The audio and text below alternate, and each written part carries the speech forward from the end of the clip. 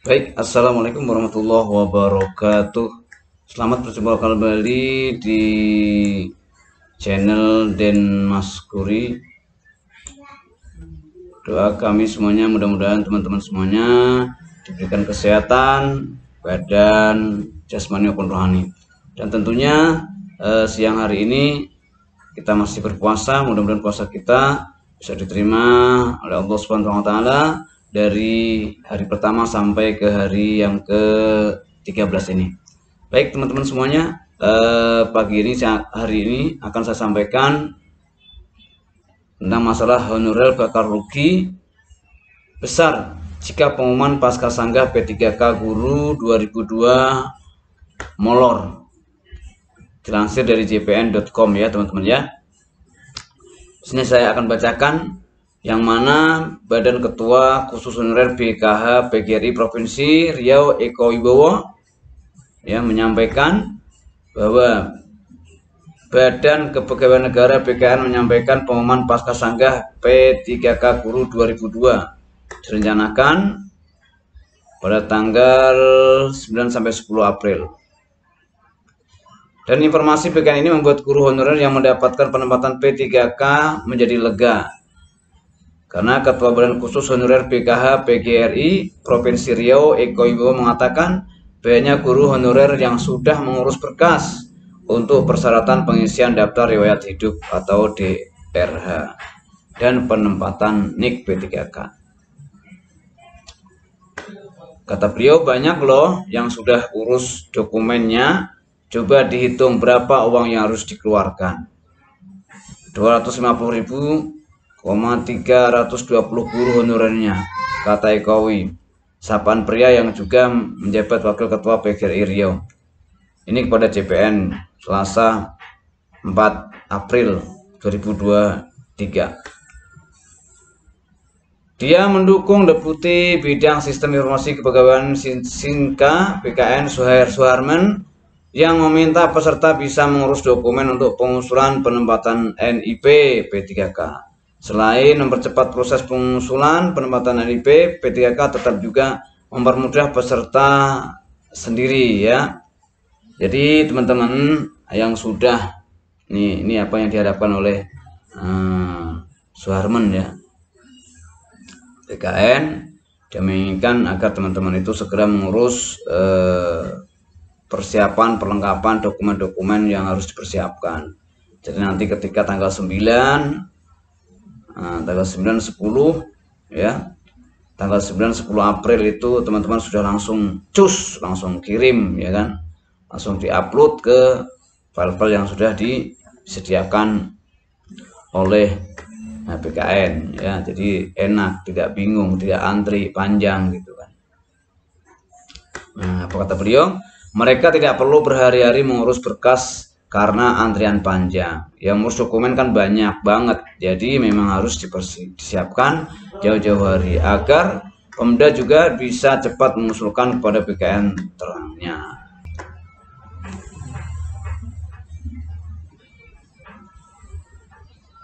Dan Ekowi berharap jadwal pengumuman pasca sanggah ini tidak bergeser lagi, karena kalau bergeser lagi maka honorer bisa merugi. Untuk mengurus 8 dokumen atau 9 dokumen, mereka harus mengeluarkan uang yang tidak sedikit, minimal itu 500.000, bahkan lebih ya. Jadi kemarin saya mencoba nanya-nanya ke RSUD terutama ya, untuk pembuatan surat nafsa itu ada yang bilang 1,2, ada yang bilang 750.000. Nah tuh, maka dari itu teman-teman usahakan nyari yang harga yang murah kalau bisa ya, atau ikut standar teman-teman lah. Kalau teman-teman 750.000 ya kita usahakan sama lah, jangan sampai ketinggian, kasihan kalau ketinggian nih. Teman-teman yang lain 500.000 ya kan, kita dapat 2 juta gitu kan, kemahalan itu. Nah mudah-mudahan sih teman-teman bisa dan ingat harus tanda tangan yang sudah punya NIP ya untuk nafsanya. Terus kemudian mudah-mudahan panitia seleksi nasional Panselnas konsisten ya agar guru honorer tidak rugi double-double terangnya. Di sisi lain, Ekowi berharap Dirjen Guru Tenaga Kependidikan atau GTK Kemendikbudristek Nunu Suryani untuk meluluskan guru honorer yang belum ada penempatan di sekolah induk itu tentunya ya. Dan menyebutkan cukup banyak sekolah yang hanya memiliki satu guru PNS dan rata-rata akan pensiun.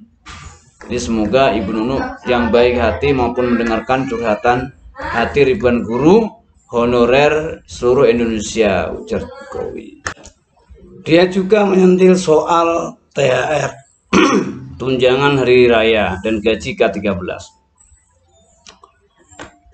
Apakah masih ada peluang bagi 250.320 guru honorer yang mendapatkannya? Ekowi berharap pemerintah pusat berbaik hati kepada guru honorer. THR dan gaji ke-13 sangat dibutuhkan untuk membiayai anak sekolah pada tahun ajaran baru. Sebelumnya, Deputi Suharman mengatakan jadwal pengumuman Pascasangga, pengisian DRH hingga penetapan NIP P3K Guru 2022 tidak berubah. Namun sesuai surat nomor 2851/B KS.04 dan seterusnya tertanggal 8 Maret ini ditandatangani pelaksanaan tugas Kepala BKN Bima Haria Wibisana pengumuman kelulusan Pascasangga pada 9 sampai 10 April.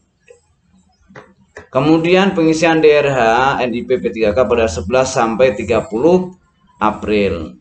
Usulan penempatan NIP P3K pada tanggal 24 April sampai 18 Mei 2023. Jadi teman-teman ya, untuk THR dan gaji K13 itu alam ya, apakah bisa turun apa enggak ya kan. Tapi kalau menurut logika sih kayaknya enggak deh ya. Kenapa? Karena mengacu kepada SK yang turun ya kan. SK turunnya kan udah lewat lebaran ya kan, otomatis kan nggak mungkin lah, dan pemerintah juga nggak mau rugi juga gitu kan.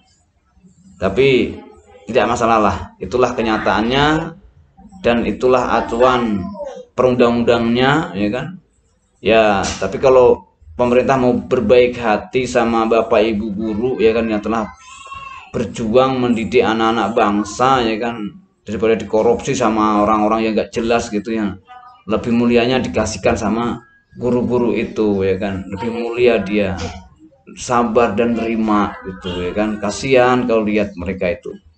Nah itu mudah-mudahan si pemerintah terbuka hatinya begitu ya teman-teman ya. Terus kemudian pengisian DRH NIP P3K pada tanggal 11 sampai 30 April. Jadi teman-teman pesan saya untuk yang pulang kampung ya kan, usahakan jangan dulu ya kan. 30 April 11 itu tanggal 14 itu anak-anak libur terakhir kalau nggak salah, kalau menurut karir pendidikan ya kan.